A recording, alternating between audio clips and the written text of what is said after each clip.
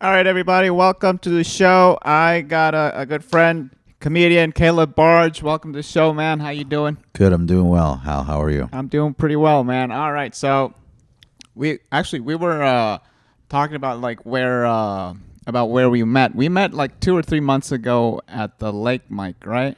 Yes, Lakeside Mike, And 1311 South River Street, right? if you're ever interested in going, It's in Riverside, which is a very nice area. Yeah, it is. It is. It is. That's like very close to like downtown too. Yes. It's a nice part of the downtown area. Yeah, because Riverside is very nice and it's kind of expensive because that's what I first looked at when I moved here. Yeah. And then East Riverside, it gets kind of shitty. That's Yeah. where all the junkies are and shit. Yeah, downtown is a tricky place. It can be really nice or it can be very well. If you go to 6th Street, it's shit. But Yes. Yeah, I hate it. But how long have you been here in Austin? In December 4th, it'll be a year. December 4th. Okay, yeah, that's coming up. Yeah. Oh man, I can't believe that I only met you like a few months ago. Yeah, it was during the summer. Yeah. Definitely during the summer because it was very hot. But, dude, Lakeside Mike, I had some really good times there, even though it was hot. I think everybody was like, let's try to make the best of this. Yeah. Also, Seth, that guy who runs it, has a very good attitude. Yeah, he's a nice guy. Yeah, I like him. he makes it fun. He also brings free beer and free seltzer. Yeah, I keep telling him not to do that. Yeah, even though I'm like, dude, this is great. Stop doing that. You're like wasting money. I think it works though. Yeah, I mean, people go there specifically for that. Yeah. The people it doesn't get too many people. Yeah. But the people that go there really appreciate it. Yeah, I mean, I drink a seltzer every single time. Yeah, me too. I've drank a couple seltzers, so. Yeah. Thank you, Seth. Yeah. So, where did you grow up, man? I was born in New Jersey. Mm-hmm. My parents met in New York City because they were in a Christian cult. Okay. Yeah. Did I tell you about this? No, you did not. Yeah. My mom joined the cult in Ohio, I believe, and my dad joined it in Pennsylvania, and then they had like a main headquarters in New York City because there's a lot of people to convert there. Okay. Know? And they met in New York, and the cult is called, I'm not kidding, the Forever Family. Well, it's recently changed their name to the Church of Understanding. You can find them on Wikipedia. Because they had a bad press, I'm guessing. I don't know, but you can find them on Wikipedia. But also, if you do look it up on Wikipedia, there is a Seinfeld episode. About it? Yeah. Really? Based on the cult, yeah. Because what they would do, and this is what my dad did. My dad, when I was growing up, he installed carpets for a living. Yeah. Like, I could probably install a carpet in your house. Not great, but probably from memory. Yeah. Just from what you saw. Yeah, like it's such a useless skill in my opinion now. Everybody likes hardwood floors. I mean, especially in New York City. It's a very big hardwood floor place. Yeah. But I prefer hardwood floors. Carpets are a pain in the ass. Well, yeah, I personally You love like carpets? carpet. Yeah. I love carpet. I don't know why. I just like them. It feels more homey, I think. But Yeah. cleaning them is a pain in the butt. It sucks. So, yeah. So my dad, how they would the way they made their money was the cult had a carpet cleaning business, and like during the 70s, everybody had carpets, shag carpets. Yeah. People had carpets in their goddamn fucking cars and shit. Yeah. So what they would do is they would get in your house and then they'd try to convert you to the cult. And then the whole Seinfeld episode was just basically George was so annoying, even the cult didn't want him to join. I remember this episode, yeah. That was about the cult my parents were in. That's crazy, man. Yeah. So they changed their name. I don't know. They're still around, though. Yeah, I mean, the guy, back when they were the Forever Family, the guy, I looked him up. I was scared. I remember texting my mom, because I didn't know about this until probably 10 years ago. I didn't know my whole life. And then I found my dad just sprung it on me one day. I was like, what? I was like, you were in a fucking cult? And he was like, yeah, all the friends that came over when you were a kid, they were all ex-members of the cult. Because a lot of people left and the cult was like, fuck you, and they exiled people. But they still, all the exiled people were friends. Yeah. Everyone my parents were friends with from the cult. Yeah. No fucking idea. So basically, what the fuck was I talking about? I've been smoking a lot of pot cult, recently. The cult. Yeah, but what was I talking about? Your dad sprung it up on you like really late in life, and he's like, "Oh yeah, all these people that came to the house, they were all in the cult. They were all ex-members." What was I gonna say? Yeah. Sorry. I went to my mom one day after I found out. I was like, "Yo, I'm not a fucking cult baby, right? You didn't fuck the dude, the lead dude." And then she was like, "No, you're your father's kid." And I was like, "Are you fucking sure?" Yeah. And she's like, "Yes." And then she showed me a picture of my dad when he was young, Yeah, and exactly then her, like you. and her when she was young. We look. It's insane how much I look like both of them combined. Yeah. So I was like, whew. But like I was like, that's what cult leaders do. But the thing is, so I looked him up. He didn't really do that shit, but he was like super abusive to his girlfriend, anyone he was dating in the cult. Really? Yeah, like he used to hit her and hit the girls and stuff like that. So, yeah, I mean, what are the chances of a cult leader being a piece of shit? Pretty high. That's typically how it goes. They either are a piece of shit or they want to fuck everybody that's in the cult. Yeah. So. And I find cults fascinating. I mean, there was a guy in the 70s who was just literally dosing every one of his cult members with acid constantly, and he was having sex with the dudes because he was gay. Oh, is that the guy from Austin? I don't know. I don't know if it's from Austin, but he was a big one. He was a popular one. So he was having sex with the men.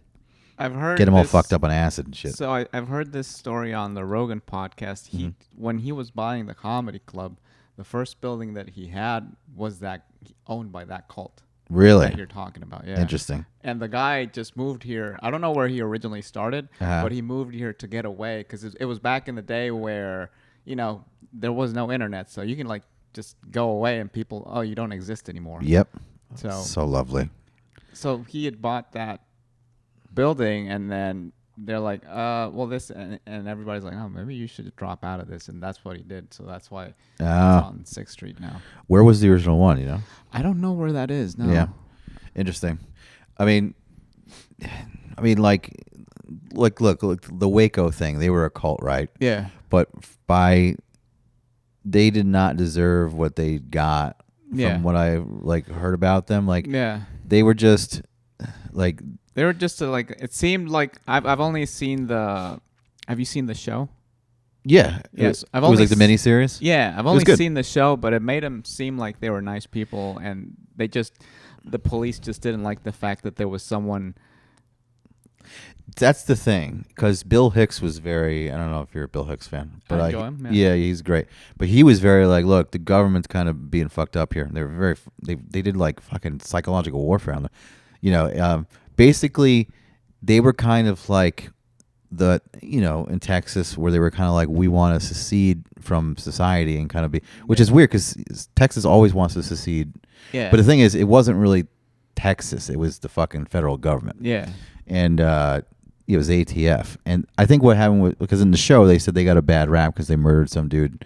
And then they were like, we need to fix that. The ATF is really not necessary. Yeah. It's a complicated. Yeah, branch of law enforcement. It really is. It's really not necessary. So I think that's what they know they're not fucking shit. So, so they probably had to make up for it. But apparently, there was some stuff about the guy had a wife who was really, really young, probably not good, But the crimes they got accused of was, gun stuff. Yeah. But in Texas, it would have been a fucking slap on the wrist. Because you have, everybody has a gun here, apparently. Yeah, everybody has a gun. Yeah. So. Yeah, so it's fucked up, but yeah, cults are interesting. Interesting things, man. So that's crazy. So and how old were you when they told you this?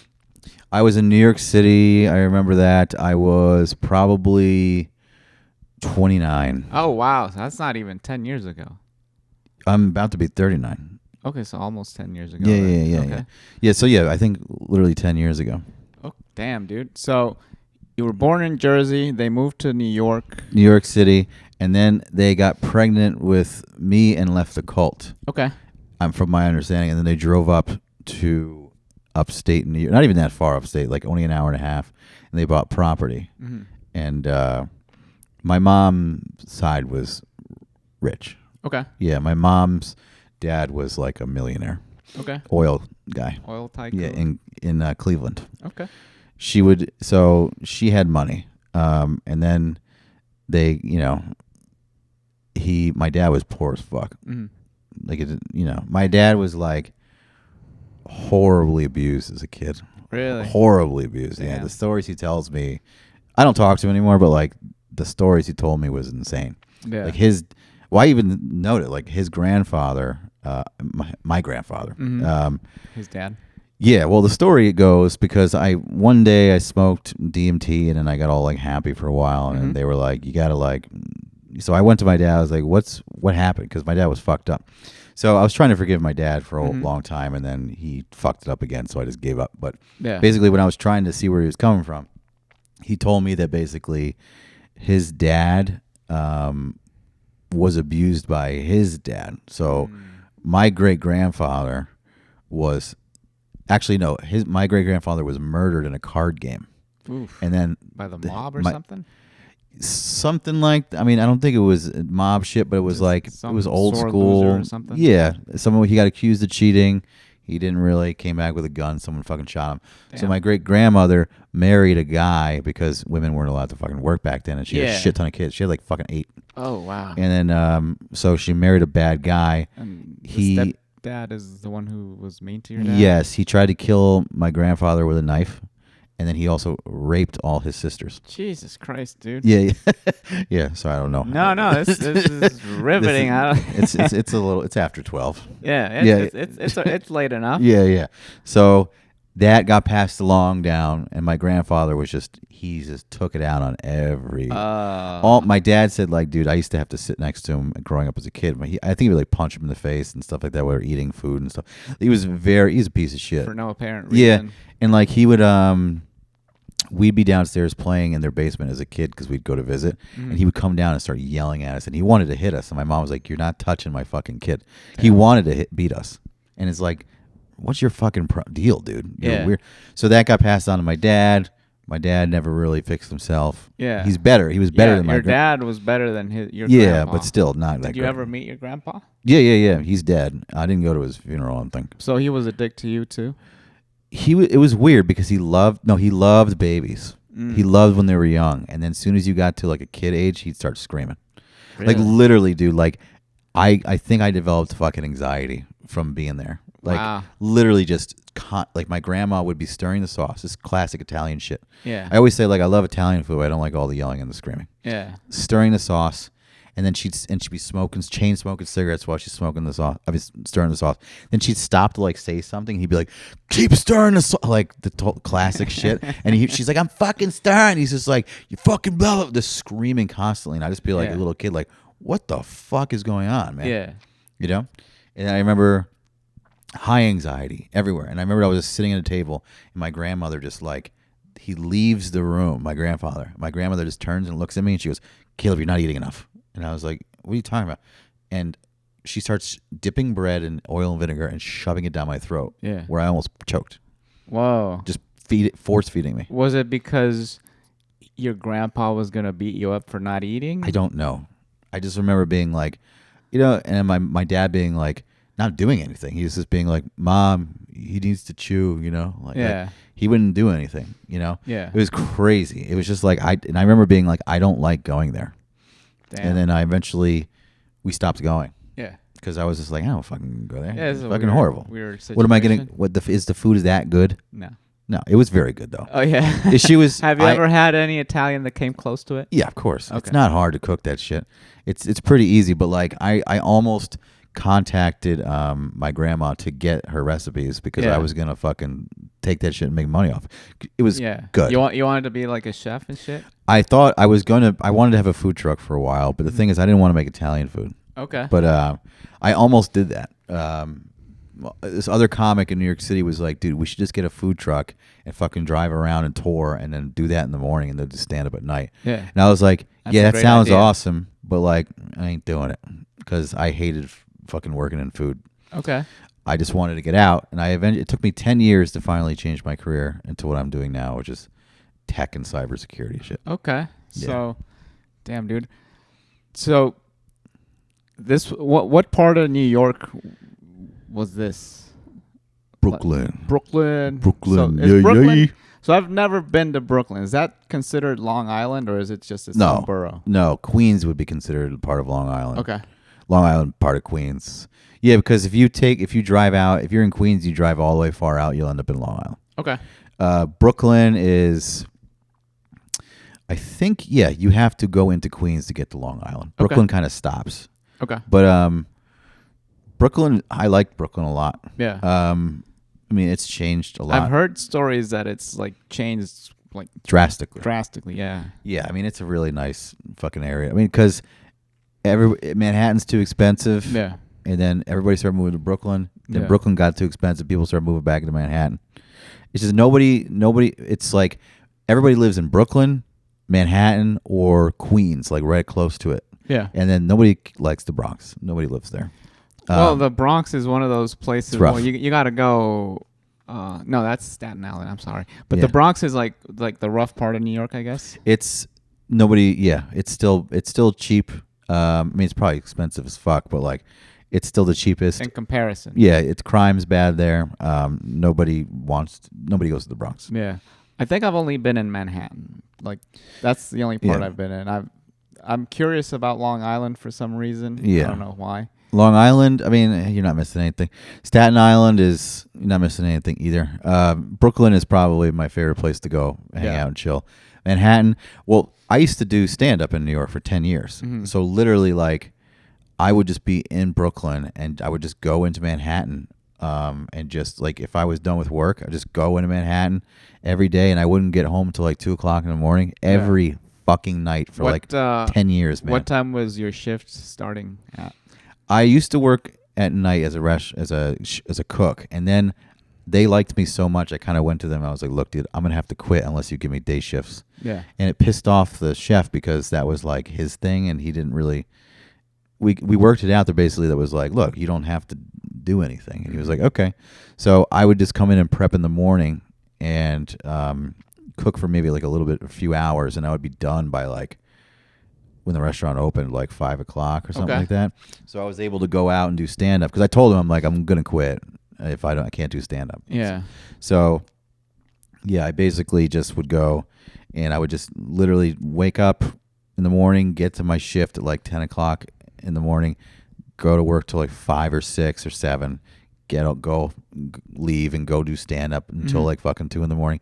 Did that every night, and if it was my day off, I would get up, take a shower, eat breakfast, go do stand up because there was early mics in New York City. Yeah, like the earliest one ever was like something. 12 o'clock. Okay, we would just go. LA had like that. Yeah, it's for restaurant people. Yeah, it literally just start all and go till like fucking. And by the time I was at my final like show or mic at the night, I was fucking drunk. Yeah. Oh, okay. Because it was my day off, but also I would kill because I'd be like, I'm not rusty in the slightest. Yeah, because I was just like. Mike. Yeah, 6 is the most I ever hit, I think, in one night. Okay, I think 4 is the most I've ever done. 6 is like pretty good. I mean, who knows? I might have done more, but I'm pretty sure 6 is the most I've ever done. I mean, that's a lot. Yeah, like I said, by the time you get to your fucking show, you're so loose and you don't give a fuck. You don't give a shit. Oh my god, I used to fucking. I destroyed the hardest I've ever have in Colorado Springs recently, but in New York, I used to fucking not in Texas. I don't think they like my shit here. Yeah, here's the thing. I think your stuff, you're on the darker side of a little comedy, bit, yeah, right? Yeah. So I think your stuff is something that you just warm up to. Because I have a lot of dark shit too, and what I do is just I try to have stuff that's a little more relatable in the beginning. They're like, oh, okay, you're a nice guy. We can go a little bit deeper, and that's how I build up to it. So maybe that's what you need to do. Well, I kind of, whenever I do a set, I kind of try to tell my story of like I was raised Christian, and I do things like that. But like I guess talking about. Like one of my jokes is about my dad was a heroin addict, like that's what happened. His dad was so abusive to him that this is like insane. My dad literally started doing heroin because his dad was like, "You're a fucking piece of shit loser," over and over again. To the point where he was like, "Yeah, I am." So he started doing heroin, right? Trying to basically, I don't think he told me. He told me, from what I understand, he would just only do it on the weekends, which is crazy. Weekend warrior. Yeah, for the heroin. Like he would do his whole shift. He would work 9 to 5 or whatever. Yeah, he'd be responsible. Then he would just he'd just do heroin all weekend. Damn. Which is, people do that with alcohol, but so basically, like, he that's like I don't really I mean, maybe it's because I don't understand how that's really that dark, in my opinion, because I guess it's a dark subject. I don't know, man. I don't like comedy where it's like, I mean, that's not true. Like, Joe List is one of my favorite comedians. Yeah, and he talks about the dentist and shit. Yeah, he's like one of the clean. I mean, he's not clean, but his subject matter is relatively clean. It's it's very Seinfeldy, and it's about like being anxious. Yeah, which I can relate to. Yeah. But I just kind of tell jokes about. I try to tell jokes about. I try to tell a story a little bit. Yeah, and people get to know you that way better. Yeah. So I like your shit. Like, I don't think that people don't like it. I mean, you've seen the stuff that people like here. It can go really hard. Yeah. I think it's just a matter of like, give it like a couple minutes of you like, hey man, toilet paper. I don't know. Well, I've noticed this. So when I went to Colorado Springs and I did one of my jokes about Alcoholics Anonymous, and I used the example. Like, I'll just say it real quick. It's like when I went to AA when I was 19, they gave me questions with a pamphlet, and they said, like, look, you might be an alcoholic if you say yes to any of these questions. Yeah. And I remember reading them as a kid and being, this is fucking silly, some of them. Because it was like, one of them was like, do you leave a party if there's no more alcohol left? And everyone goes, what? And then I go, yeah, why would you say that party sucks? I was like, would you hang out at a library if it ran out of books? And that kills everywhere except here. Really? They just stare at me. Literally, it'll be funny, and I'll say, would you hang out at a library if you ran out of books? No, you'd leave because that library sucks. You're there for the books. Dies down. No laughs. Yeah. And I'm just like, I said it to some random guy I met at the bar the other night. I was like, why is that? And he goes, because they don't fucking read here, dude. And I was just, and I was just like, is that it? And he was just like, yeah. And I was like, wow. But it's like, do they read how do you know? People read, I'm guessing. Of course they read. Just certain audiences don't. I don't know. I just don't understand. Dude, it literally, as I was telling that joke in Colorado Springs on stage, I was like, this might bomb as I'm saying it. And I said it, huge laughter. And I was like, all right. I was like, this is, so I'm like, so here I'm just kind of like, I don't know. I just fucking hate it here. Dude, it's weird because I've done it in L.A. I've done it in like, it might be my attitude. Nevada areas. I've done it in Utah, and I've done it here. And there's always been some form of adjustment that I've had to make in some way, in the sense of like maybe the way I approached the beginning of it.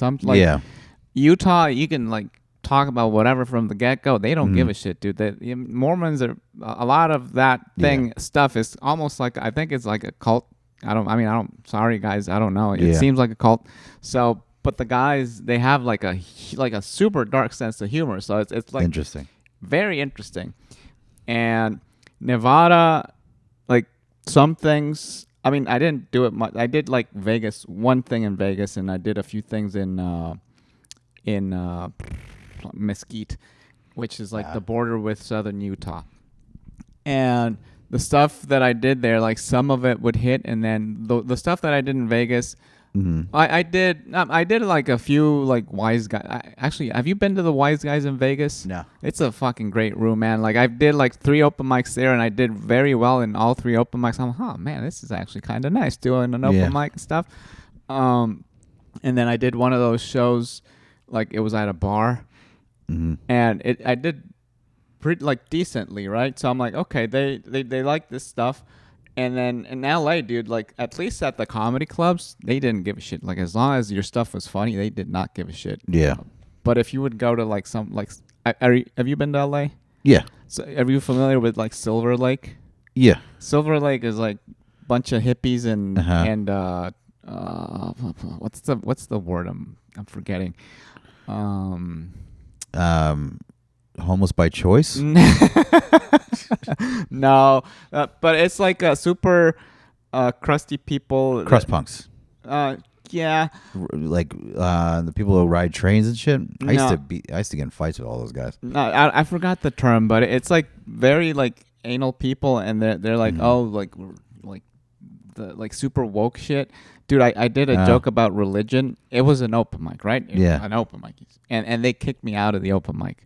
Also, yeah. Jesus fucking Christ, really? Yeah. Granted, the guy before me was like doing jokes about rape, and and then I went right after him, and then just like, hey, this guy, white guys, huh? And then I was just making fun. Yeah, that's why LA. Yeah, it's a bad rap, dude. The LA comedy scene is fucking garbage because it's like literally white, and you're not even fucking white. Yeah.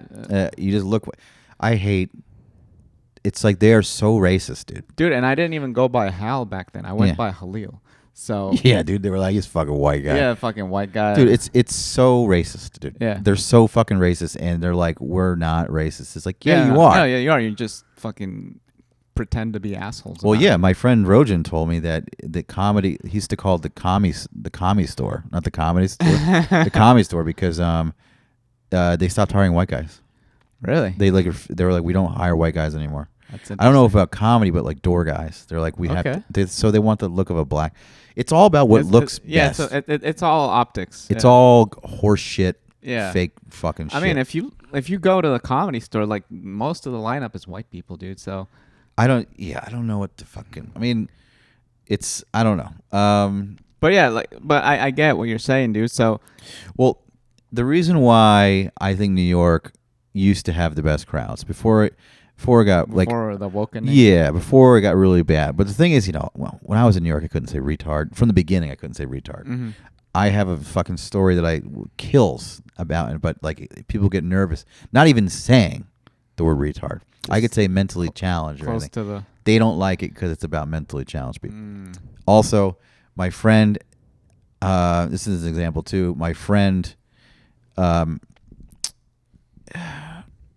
he had a joke about, you ever seen the people on the subway who dance on the poles? Mm-hmm. Showtime dancers, they're called. Yeah. So for anybody who doesn't know, basically it's all black kids. Let's just be honest. It's all black kids. Yeah. They come on and they swing around a pole like a stripper, and then they dance, and then they play music.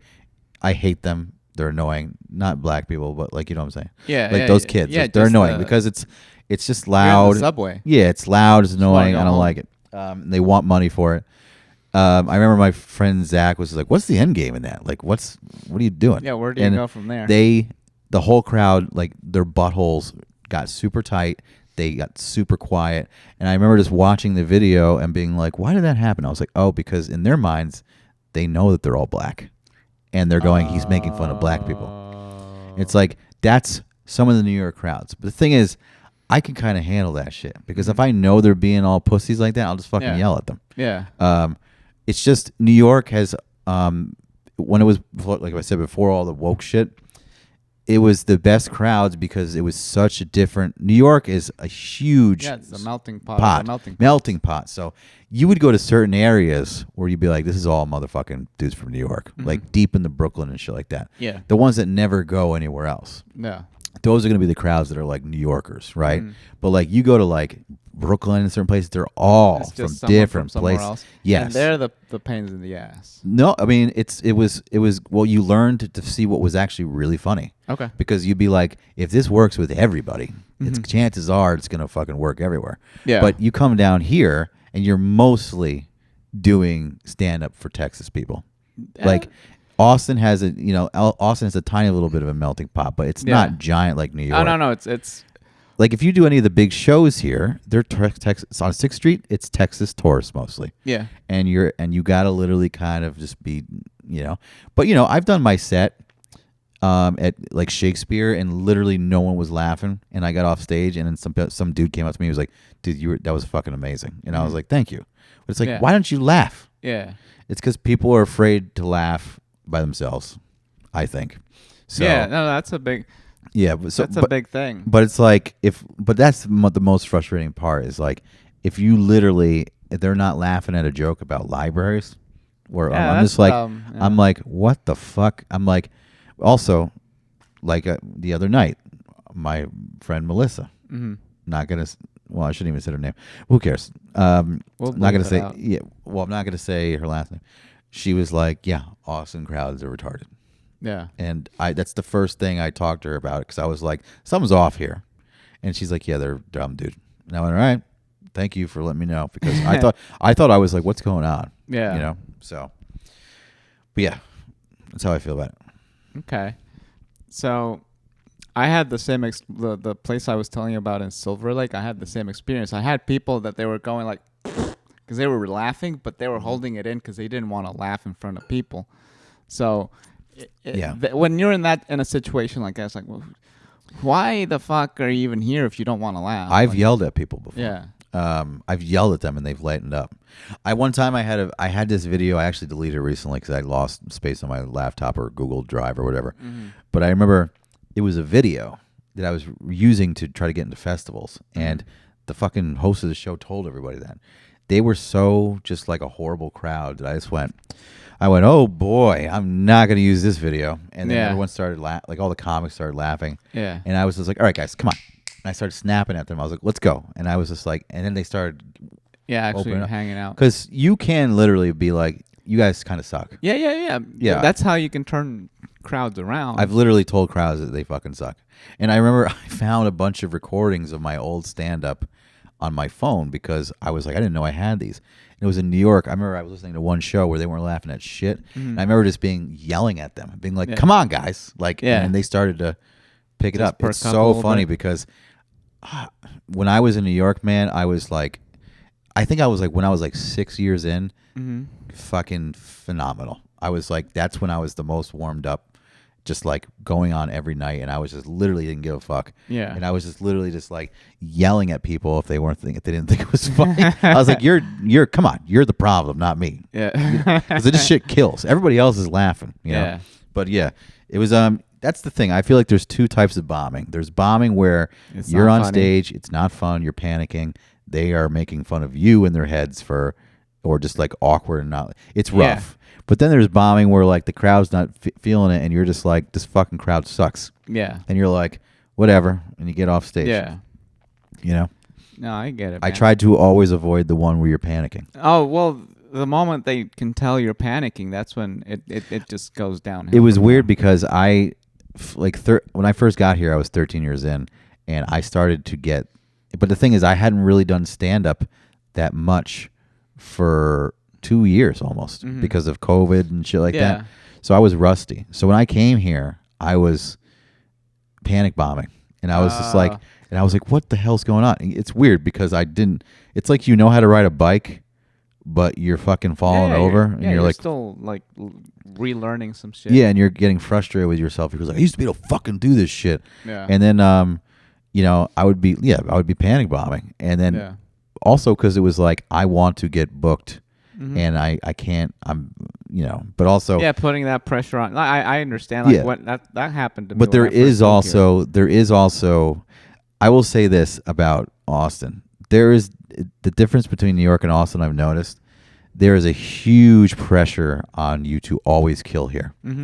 Comics won't, even at open mics, dude. It's ridiculous. Comics will not look you in the eyes if you don't do well. Yeah, and you're like, what the fuck, man? I did well like 2 mics ago. And now I bombed at this one, and then now suddenly... That's why hacky material is being done here, because people are just feeling pressured. Honestly, if you're doing the mothership, do all your best stuff, obviously, right? Yeah. Don't do anything new. Yeah, but your open mics are where you try shit. Yeah, and also just... Dude, I've literally seen somebody bomb on stage, and I fucking was dying laughing. He was not doing well. Yeah. You know who he is too. I'm not going to mention his name, but like, you know who he is. And I went up to him and I was like, dude, that was fucking awesome. And he was like flustered because it was like he was not doing well. But it's like, I went up to him and I was like, that was fucking amazing, man. That's a very big New York thing because it's like the comics are on each other's side. You can see if something's funny or not. I've never had a comic come up to me and be like, dude, that was funny. Fuck that crap. Yeah. It's just like they're on the side of the crowd here. It's weird. Yeah. Which I don't like. It's especially like I had a the crowds are one that are stupid. The comment, the thing is that's if they're doing hacky fucking shit and then they just want to get the kill. It's like I could go on all day, dude. I fucking hate. I'm leaving. Yeah, I know you don't like hearing it. Yeah, go ahead. I'm sorry. No, but I know what you mean. Like my first year here, I had that whole thing where I just moved from southern Utah where everybody was supportive and the crowds, even if they didn't like you, they would still appreciate you or whatever. So I moved here. And, most of the mics here are actually just performing in front of comics. Sorry to interrupt. No, you know what I think it is? I think it's because of Kill Tony. Probably. It's because if you bomb, it's like this thing where it's like, well, now it's time to make fun of you. But it's like, didn't you see any of the stuff that was funny in there? It just might have not landed or whatever. Yeah, well, I was lucky on my Kill Tony clip because I did my set dead silent first joke. Mm-hmm. Then that's why I put it up on my clip from Colorado because I put that up on purpose. Yeah. Because it fucking killed and didn't kill in Mothership. Maybe because I was nervous, didn't do the timing right or whatever. But I don't know. Basically, you just moved here too, right? I had been here. I had been in. I had started doing stand up in January in Austin. I had just moved in December. I didn't have any money because my project got delayed. So I started doing it in January, and I got on I didn't sign up till Kill Tony till March, and the first time I ever signed up, I got on, and I was the first bucket pull. Mm-hmm. So it was very overwhelming. And then Dave Attell was the fucking guest. He's like an idol. Yeah, he's the GOAT. One of the gods of New comedy. York god. Yeah. So, and then David Spade too. So I was very nervous, but when I was done, Tony was like, "All right, that was a solid minute," and then Dave Attell said he liked it. Yeah. So they were nice to me. They didn't make fun of me at all. Dave Attell was cracking. It was impossible for me to fucking even have an interview. Dave Attell was just cracking jokes. Well, but also I was super nervous. Because it was Dave Attell? Yeah, I was starstruck like crazy. And Dude, he's fucking incredible. I wasn't giving him anything, I think. But they weren't mean, dude. Tony was really nice to me. Well, he saw you actually had jokes. Good jokes. Yeah, so... Yeah. And I've seen him appreciate for all the flack he gets. I've seen him even if the set doesn't go well. He's like, that was a solid bit or whatever. So he does appreciate that. Yeah, because he's a fucking comic. And the thing is about Kill Tony crowds, they thought I was bad, and then they were probably waiting to see what Tuck and Tony said because they're fucking sheep. Yeah. A lot of people here are sheep. They go, what's funny? And Tony goes, that guy's funny. The retarded guy. Well, the guy with the brain tumor. Yeah. Well, not brain tumor, brain injury. Whatever. Yeah. It's insane. Well, the thing is, he's getting bullied, apparently, that guy, Drew Nickens. Really? Yeah, it's hard to call him retarded, but he has a brain, something wrong with his brain. He's got like a TBI or something. Yeah, well, he's getting cyber bullied or whatever you call it. People are telling him to quit comedy because he sucks so bad. But Tony's up there being like, that was funny. It's no, it wasn't. I think what he's doing with him it's not good. It's like a development thing. He's trying to develop. From what I've heard, I didn't really watch William Montgomery when he started on Kill Tony. He wants to see somebody rise to better. And because when I watched his first episode, William Montgomery was funny though. Yeah, go ahead. When I watched his first episode, I thought it was endearing that the guy just came out, and then eventually, every time they brought him out, he got better and better, with the confidence. Yeah. And then ever since then, his sets aren't really that good. Because he talks about Yu-Gi-Oh, dude. Yeah, it's interesting what he's talking about. Nice guy. I mean, he lives in my apartment complex. Really? Yeah, but I don't know, man.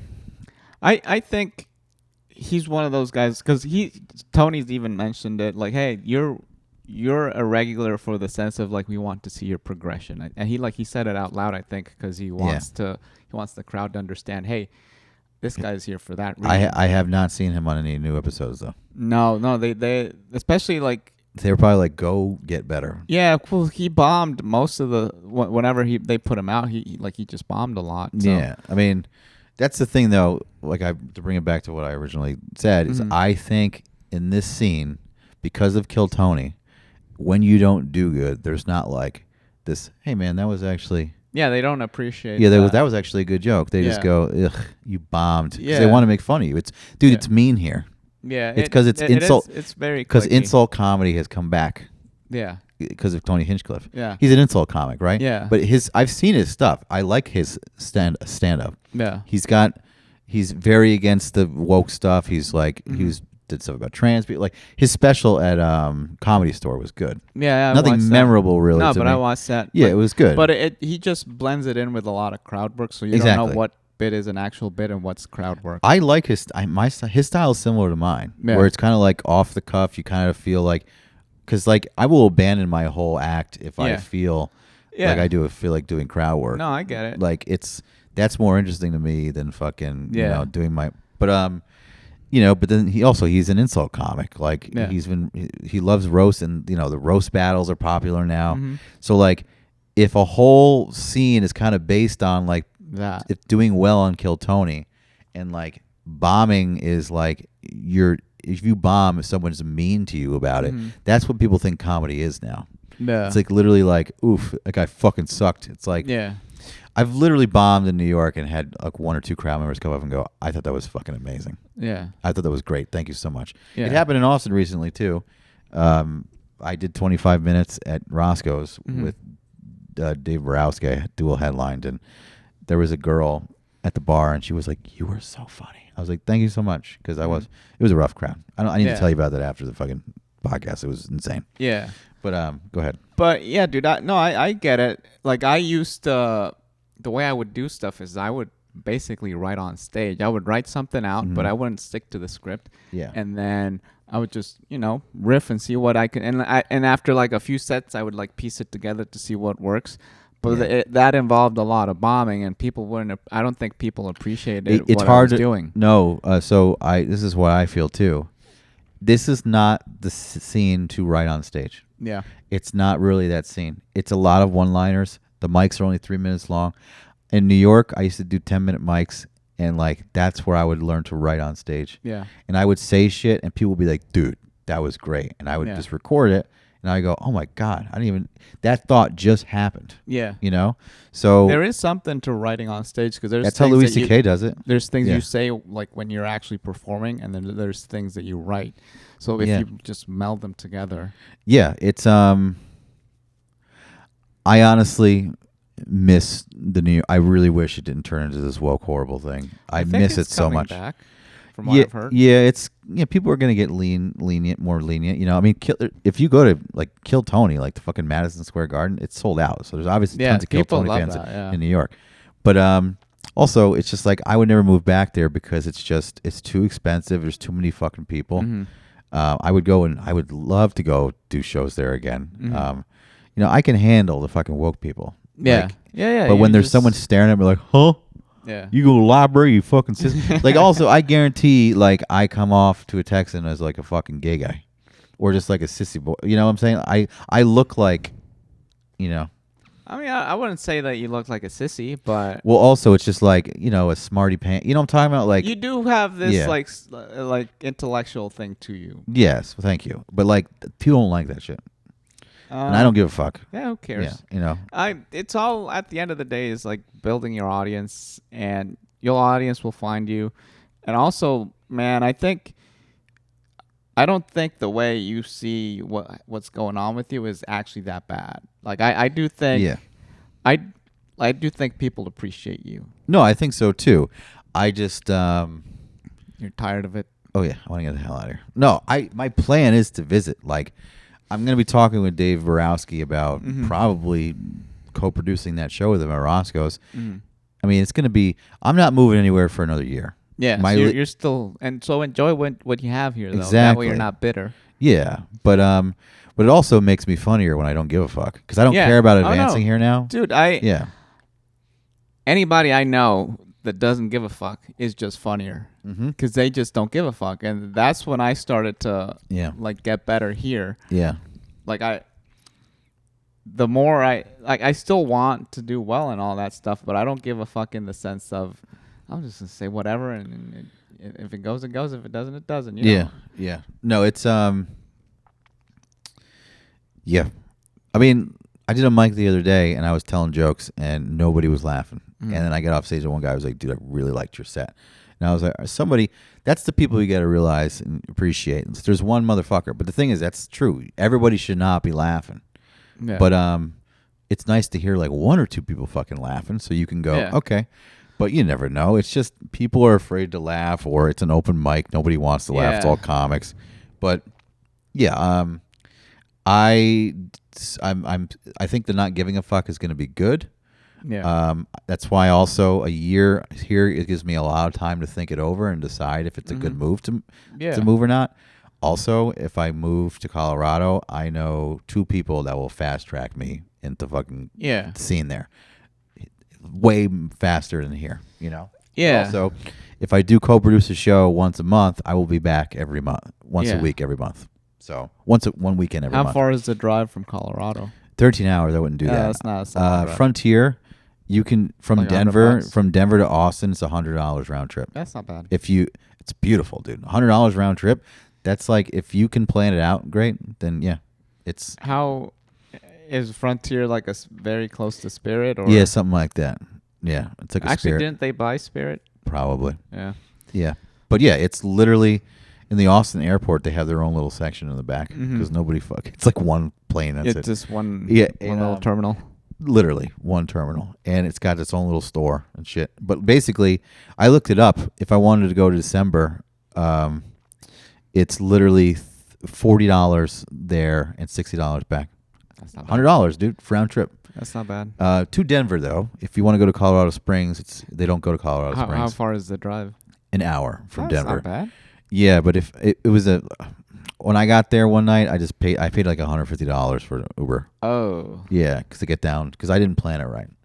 So is it worth it? If I have a plan, then it's better. Yeah, it's still. I mean, 250 is not horrible if you really think about it. No, I would if I did live there, I would just drive and see if it's worth it to keep my car in parking or something, or just leave it somewhere and then just like take $100 round trip flight from Denver to Austin, spend it and the way and come back, But I want Austin to be a place where I go kind of often, but like I don't know, man, it's not for me. No, I get it, man. It is a bigger scene now. And like I don't know where it is in the country. It might be top 5. It is. I think it's Austin. I've never really done it in Chicago, but I heard Chicago is great. But Denver, I've heard mixed things about Chicago. Yeah, it's pretty woke. I heard pretty bad, really worse than New York. I think it's the worst woke. Yeah, it's worse than New York. Yeah, but like I've heard, I think the top 5 are like got to be New York. Austin. New York's number 1. Yeah, always. New York. Never gonna change that. New York, Austin, Denver, not in any specific order, and then it's got to be LA's got to be. Yeah, there. but they're getting better. No, they're still there though. I understand, but I mean it's still a big scene. And then I'm thinking maybe Chicago or Atlanta. Maybe Atlanta's good. I've heard Philly's really good. Yeah, I don't think it's top 5 though. I think Atlanta's getting big. I have a buddy who moved to Atlanta. Yeah. Which is like I mean I guess I understand. Like he's a guy who's really funny, but he like goes to a smaller scene, becomes the big fish, then moves to a bigger scene, becomes the big fish there. And I think I like What's the way his name? His name's Michael Madsen. Okay. I don't know that guy. He's open for like Neil Brennan and cool. And what's his face? The bald guy with the beard. Kyle Kinane. Yeah. And a couple like Tom Papa and things like that. He like in Hawaii, he was like one of the. I've never been to Hawaii, but from what I've seen, he was like one of the biggest guys in Hawaii. Wow. And so he does well, and that's his approach, and I like that. Because I started in LA, one of the biggest scenes. I had nothing. Yeah. And then I moved to Southern Utah. Like I helped build the scene, but I still wasn't the funniest guy in the scene. But I just gave myself opportunities to get better. Because at the end of the day, where you actually make progress is in front of crowds that are actually like willing to laugh and at what's funny, right? Yes. So, and then when I moved here, I'm like, well, I wanted to move here at some point, and when the situation when I had the opportunity to do so, I'm like, well, Austin's getting big, let's do that. And but it was like a big adjustment for me. Like the first year, dude, I was miserable here. Like and here in Austin. Yeah. I mean, how long you lived here? I've been here 2 years. 2 years and now maybe 3 months. Yeah, I actually the comedy is like whatever. It's not really making me that. It's literally just Texas. I think. Yeah. Just like it's not me, man. I like mountains and trees. Yeah. I just know myself, and also this 7 months of brutal heat is insane. Yeah, it's pretty bad. It's like, what were you and I talking about before? Like, even though I hate the winter, like comedy does, I think, better when it's cold. Yeah, there is something. When I mean, why are so many people that are so funny from Boston? Yeah, like New York, it's just cold there. Yeah, because like because basically, I don't think that like if the heat makes people in a mood to like fucking laugh. Really. Well, it just like it makes you irritable. Why is it that, like, for example, the Late Show with Letterman is very famous for like having the room like crisp cold? Why do they do that? Because it makes people more prone to laugh, right? Yeah, keeps the crowd like on their toes and stuff. I almost missed it the other day because it got cold here, and it got like this. I felt this seasonal depression in my body. Really, but I was like, I miss this. I was like, I like this. Yeah? Yeah, it was like better than a fucking 100-degree heat every fucking day. Oh, no, dude, it was... You felt like the seasonal depression like, with the cold? I felt like like it's like a comfort. It's like a sadness, but it's not depression. Something like it just feels like home to you, I guess? Yeah, it just felt like nice. I was just like, I miss this. And I was like, yeah, man, now I just, there's something about this. And I'm like, I think it's just like, maybe, well, because when I live in Costa Rica for 4 months, I was like, I could do this every day. Yeah. I'm not sad about this. 80 degrees with a slight breeze. But I mean, you got that weather, plus you got the scenery, which is beautiful, right? Yeah, Costa Rica is the shit. But like when America does not have great weather unless it's like Southern California, pretty much. So, I mean, also maybe probably Miami or whatever. But like basically, I think if I'm gonna live in a place, it can't just be I need seasons in America. Yeah. Like unless it's gonna be perfect weather every fucking day, like Costa Rica. Yeah. I need like it to turn cold. Yeah, that was something that I always really liked about LA. But I think there is something to having the seasons. The season gives you some sort of character. And in LA, I mean, I met great people there. Don't get me wrong, but like the people there are very flaky and they're very business driven. So if you don't have anything to offer them business wise, they don't give a shit about No, you. they don't. No. So I always kind of and actors have this. A lot of people there are actors. Oh, even the comedians. That's why I don't think I don't think that's why great comics come from LA that much. Yeah, no, there's not that many great comics from LA. I mean, I know a bunch, and then they're really good. Yeah, but it's all. I think it's in spite of the actual scene. I mean, the best comics from New York, dude. It's like hands down. It's hands down. Yeah, I agree. Boston and New York, dude. Like my favorite comics, like Bill Burr, Louis. They're all from Boston, man. Yeah, and like if you think about, there's a lot of people that just from Boston. Like Patrice O'Neill was from Boston. Yeah, and things like, dude, they all moved to New York. Yeah, yeah. I mean, I don't like Dennis Leary at all. I think he steals jokes. Yeah, he did. He stole Bill Hicks's whole act. But basically, he's from Boston. You know, it was like Boston had a huge comedy boom. Basically, yeah, back in the day. Yeah, but like everybody then moved to New York. Like. It's like what I feel like Austin is now. It's like it's LA, but for internet. Yeah. You know, it's not. LA was for network television and movies and stuff like that, but Austin is LA for the internet.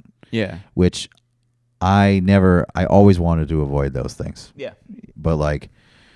You could do it yourself, man. That's what I'm saying. Like, as all these places, you don't need network television anymore. If you just need to build stuff yourself, you can literally do it from anywhere. I see comics put out specials that live in like Cleveland, Ohio. Not good. Yeah. But at least they're putting it out. They're able to do it. Yeah. The thing is, if your special's that good, you're going to get traction. Yeah. You know? Like the jokes that I'm putting out from my Colorado set. Can I give you a recommendation? Don't put 2 clips in one day. Do 1 a day, and that gives you more of a attraction sort of thing. I know. I fucked up. I also did 2 on a Friday. That was a bad move. Yeah, no. Just do 1 a day, and then that way, because the algorithm now especially, it's more into like, consistency. If you post consistently 1 a day, that's what I figured. It'll start to give you more. That's what I fucking figured. I put 2 out, and I was like, why not? And then, because I noticed one of them does well and one of them doesn't. Yeah. So I fucked up. But that's all right. Look, you can take them down and then I don't know. Like I don't know. I'm just gonna leave them up. I just want them on my profile anyway, have for example. But I agree with you. And I released 2 on Friday, and I was like, oof, they're not gonna do well because I did them at 11 a.m. because Thursday I found this website basically. It just tells you all the times to release. Opus Clip. No, it wasn't Opus, but that's what I used for the clip them. Yeah, but basically I found like a website that was like Mondays 11 a.m., Tuesdays 8 a.m., Wednesdays 11 a.m., Thursdays 11 a.m., Friday 2 p.m., Saturday 8 a.m., Sunday 6 p.m. And I forgot to look at it, and I just put it out on 11 a.m. on Friday. Nothing, and I was like, "What's going on?" No. 2 p.m. rolls around, and I start getting some stuff. Okay. But I was like, I learned from that. Whatever. Yeah. But it's those algorithms are fickle anyway. So yeah. So that's I'm getting traction from the one joke I have. I'm getting like people are keep watching it, and people are sharing it and fucking liking it and stuff. Yeah. It's like that's what you kind of have to fucking do, but you also kind of have to learn how the algorithm works. Yeah. Which there's not like, and they don't put like an outline of like, hey, this is what you got to do. They just like change it, and then you got to figure it out. I know it sucks too, because it's like, when's the next time I'm going to be able to get a set that good and do that? It's like, if I fuck up, who fucking knows when I'm going to be able to release those again? Yeah. Release some more shit. So it's just like, yeah, I mean, like people who are constantly doing shows like Jeff Dye or Adam Ray can get clips, and they can put their shit up literally the same one clip. Yeah. Every set they do, they can have a clip. That's ideally what I want to get to, where I'm like, okay, I'm just doing shows constantly. That way it gives me the opportunity to like find some sort of clip here and there and just post that. Because in every show you do, if you're doing well, there's always an opportunity for you to like, post something. Yeah, no, that's what it's turned into now. And it's like, I don't like it, but no, I don't think really anybody likes it. But if you want to build your own audience, no, absolutely. Yeah. I mean, that's, what's the sad thing is, if you do record a special, you're literally just recording a special to make little clips and put it out. Yeah. And then you have it there for somebody if they want to watch the whole thing. Yeah, yeah. At least the first one, I think, right? Yeah, well, I think all of them. Like, I mean, so my goal right now is to record a half hour, right? Yeah. I need to practice a half hour. I did 25 minutes the other day, no sweat. It was a rough crowd, but it was still, I did it, and I was like, oh, that was not hard. Yeah. But I need to keep practicing to the point where it's like literally, it feels like doing 5 minutes for me now. Yeah. Or a half an hour, whatever. Yeah. But like, you can get tons of fucking clips from that shit, and then literally put everything up, and then I don't know. I'm still learning how to do it. Yeah, man, it's all a process. The more we get to do things like that, just you'll figure shit out as you go. I know, it's the worst part about it, because you didn't have to do this. It was literally like, go to New York City or LA. You're funny, okay. People somebody notice you, get an agent, get a thing, and they'll figure everything out for you. Yeah, now it's all about that. Yeah, I mean, so there's still ways to get around that. That's why I think you don't need to be in these cities like New York or LA or Austin. You can actually be as long as you're getting booked.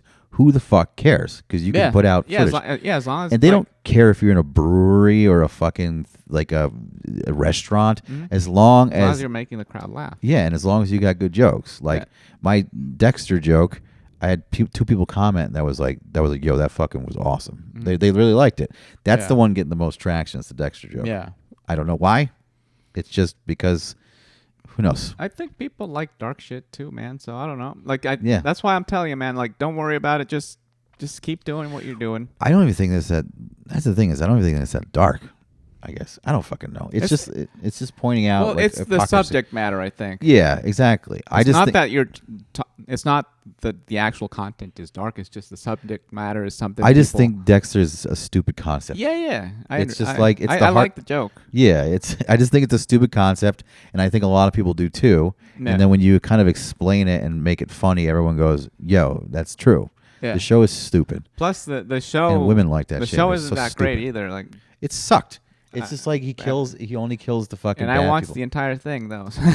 Yeah, it was a dumb concept. I hated it when it was popular when it first came out. I was like, this is stupid. Yeah. And everyone's like, no, it's a good show. I'm like, it's not. No, it's not that great. It's also serial killers aren't like that.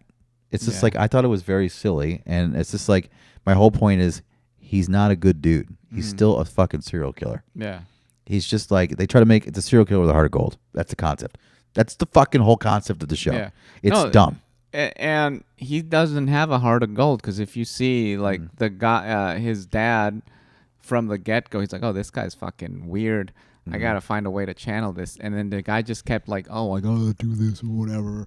And Well, it's like he only kills the bad people. yeah, like, I remember just a lot of because women love that show, and they were like, he only kills the bad people. Women love true crime. They dude, love so dumb shit. They love true crime, so it's like they're like, oh, and the guy's like attractive, so it's like, oh my god, a hot guy that kills people. Oh my god, I don't know, man. Dude.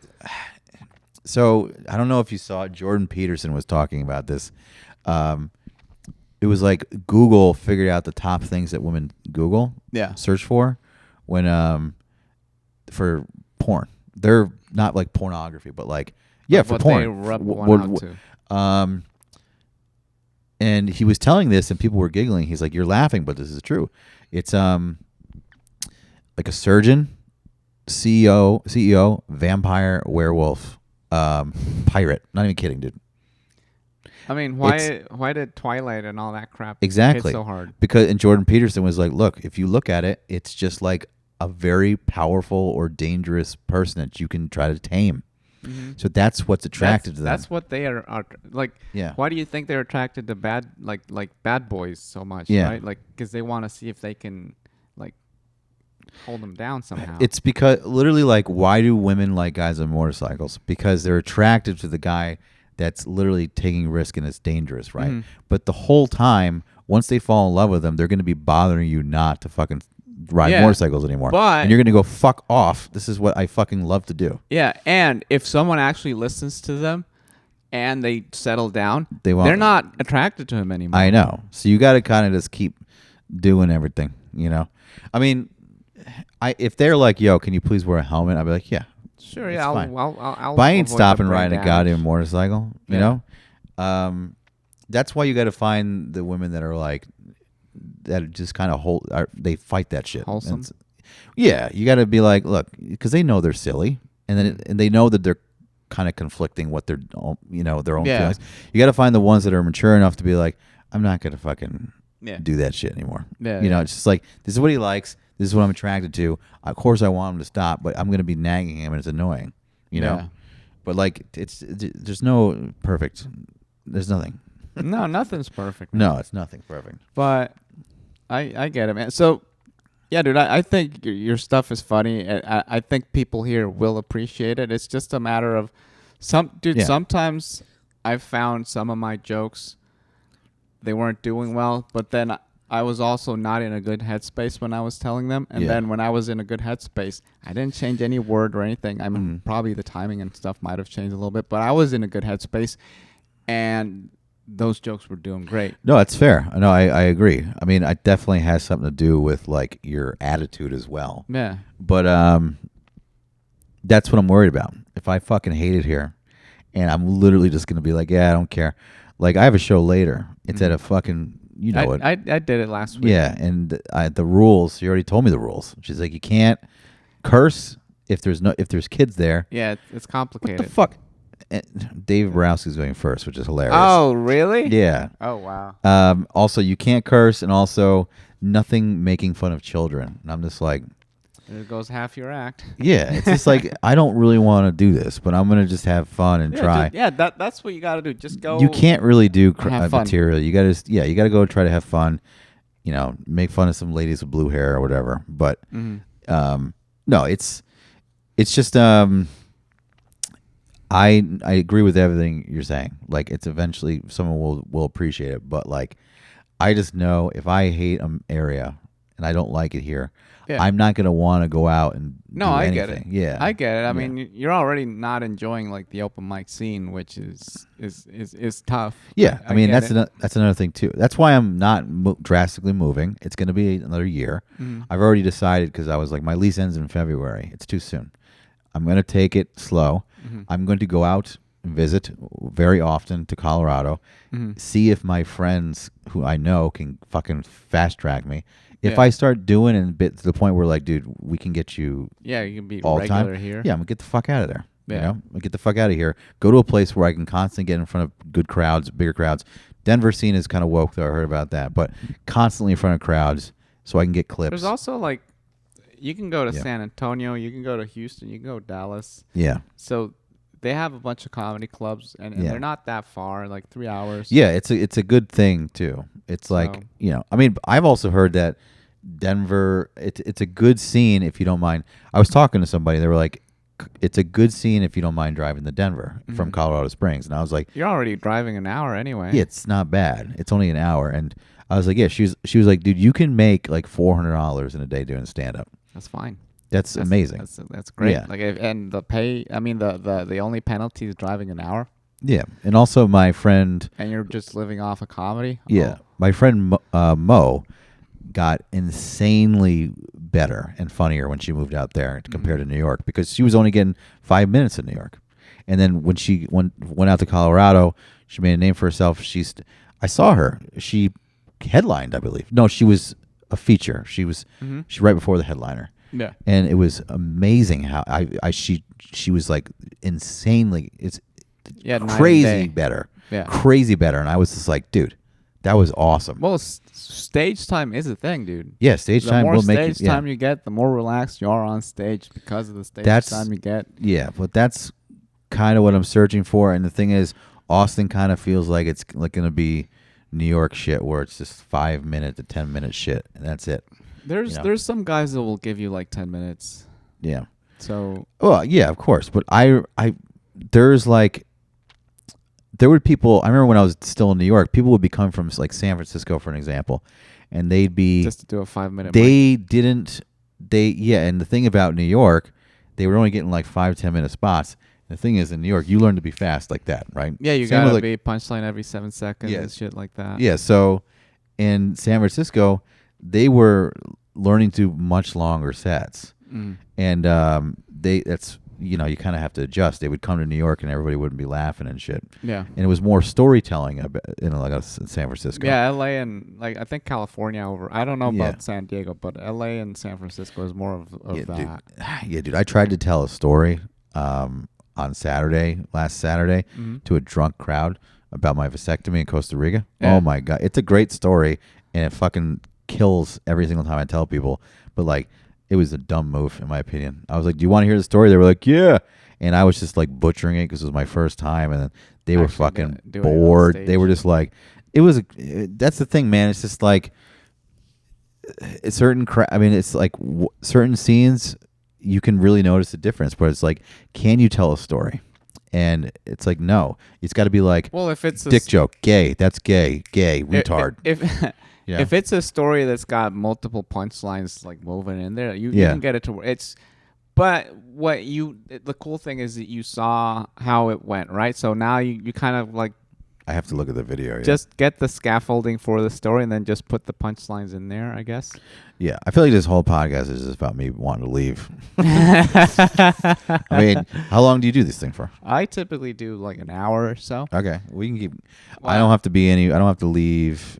Sorry, you could edit this out, I guess, right? No, I'll leave it in there. Oh, okay. I don't have to leave. You seen the views I get? Yeah. I should leave soonish, I think. Okay. Yeah. Dude, we can call it when you want it. Yeah. Was there anything else you want? No, that's probably it, right? Yeah, we could end it here. All right, cool. All right, thanks for coming on, man. We'll stay at least for another year, dude. So. Yeah, I'll stay for another year. All right. Caleb Barge, everybody. What's your social and all that stuff? At Caleb A. Barge on social media. Everything? Yeah, pretty much everything. All right. Go get him. 3 people. Bye.